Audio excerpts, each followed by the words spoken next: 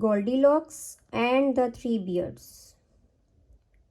Once upon a time, there was a little girl called Goldilocks who had beautiful golden hair. She lived in a pretty house right at the edge of the forest.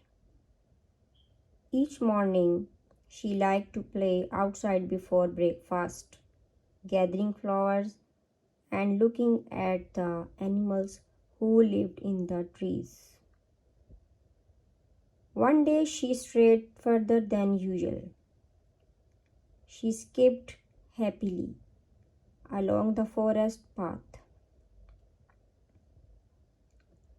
chasing butterflies until she was far from home and very hungry. Just as she was thinking that it would take a long time to walk back for breakfast, a delicious smell wafted through the woods. She followed it all the way to a little cottage. I wonder who lives here, Goldilocks said to herself. Perhaps they would share their breakfast with me. She knocked on the door, but there was no answer. As Goldilocks pushed gently on the door, it swung open. The house inside was cozy and inviting. Even though she knew she should not, Goldilocks stepped inside. The delicious smell was coming from 3 bowls of steaming porridge on the table. There was a great big bowl, a middle-sized bowl, and a teeny tiny bowl. Goldilocks was so hungry that even though she knew she should not, she tasted the porridge in the biggest bowl. Ah, she cried, this porridge is too hot. Next, she tasted the porridge in the middle-sized bowl.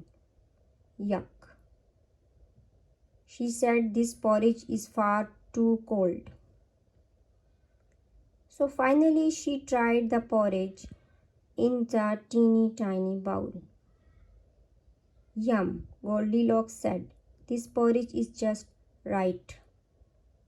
And she ate it all up. With her tummy nice and full, Goldilocks decided to have a rest before she set out for home. She looked around the room for somewhere to sit.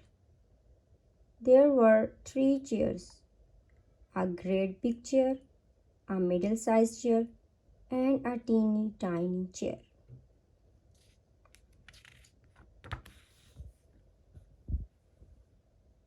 She climbed on the great big chair. This chair is far too high, she said. Next, she tried the middle-sized chair, but she sank deep into the cushions. No, she said, this chair is far for the teeny tiny chair. It squeaked and creaked. It creaked and cracked. Then, crash! It broke into teeny tiny pieces, and Goldilocks fell on the floor. Well, that was not a very good chair, she said crossly. Then, even though she knew she should not, she went to look upstairs. Oh, what happened next? If you want to know what happened next, wait for the second part of this story. Subscribe my channel and like it. Thank you. Bye.